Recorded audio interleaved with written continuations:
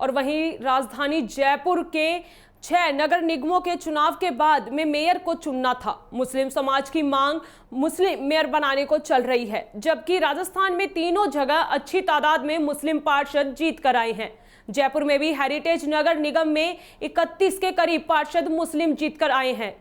कांग्रेस के पास में 47 पार्षद हैं, 8 निर्दलीय हैं। उनके बगैर हेरिटेज में मेयर नहीं बन सकता, परंतु जयपुर कांग्रेस कमेटी ने मुस्लिम मेयर की जगह मुनेश गुज्जर को मेयर के लिए नामांकन करवाया। इस बात को लेकर मुस्लिम समाज में जबरदस्त आक्रोश व्याप्त हुआ।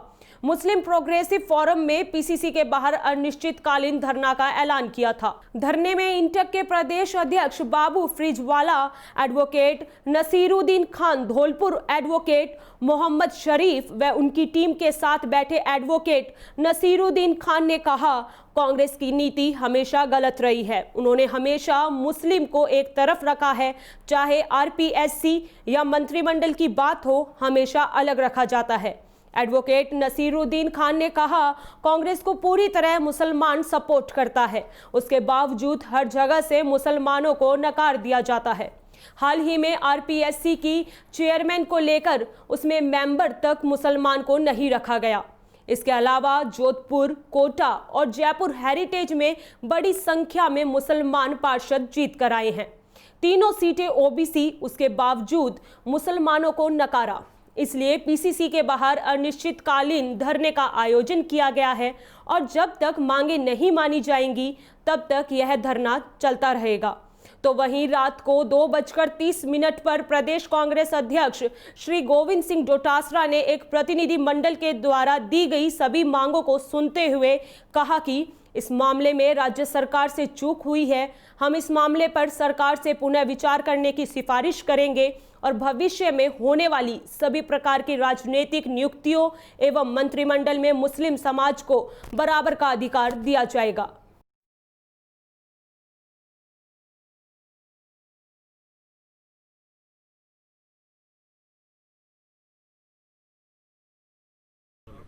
हाँ सर, बताएं जो कल आपने जो धरना दिया था, क्या किस विषय को लेकर दिया गया था, पहले तो थोड़ा सा वो बताएं सर। देखिए जी, कल जो प्रदेश कांग्रेस कमेटी के बाहर मुस्लिम समाज के युवाओं द्वारा जो धरना प्रदर्शन दिया गया, वो मुस्लिम युवाओं के अंदर एक रोष था जो कि काफ़ी समय से व्याप्त था। है क्या कि जब से राजस्थान में कांग्रेस की सरकार बनी है, तब से लेके अब तक कांग्रेस सरकार ने मुसलमानों के जितने भी रहनुमा हैं, हमारे जो लीडर्स हैं, उनकी एक अनदेखी की थी। चाहे वो मंत्रिमंडल का विस्तार हो, मंत्रिमंडल में किसी अहम पद कैबिनेट मंत्री का दर्जा है वो देना हो, चाहे अपन कहें कि आरपीएससी मेंबर्स की नियुक्ति हो, या अपन कहें कि जैसे कि ब्यूरोक्रेसी में भी कोई अहम पद देना हो। अभी हाल ही में राजस्थान में 6 नगर निगमों के चुनाव हुए, जिसमें से 3 नगर निगम के अंदर कांग्रेस का स्पष्ट बोर्ड बन रहा है। वो सिर्फ और सिर्फ 2/3 मुस्लिम, हमारा जो उसमें योगदान है उसमें 2/3 मुस्लिम पार्षद हैं। उसके बावजूद भी 3 नगर निगमों के अंदर कांग्रेस ने किसी एक में भी हमारा मुस्लिम मेयर नहीं बनाया, जिसको लेके हमारे समाज के अंदर बहुत बड़ा रोष व्याप्त था। उसको लेके कल हमने प्रदेश कांग्रेस कमेटी के बाहर धरना प्रदर्शन किया था। जी, जो धरना जो समाप्त आपने समाप्त भी कर दिया, वो कैसे समाप्त कर दिया सर? आपकी कोई बात हुई प्रशासन से या कहीं? जी, इसमें क्या था, हमारी कुछ मांगें थी।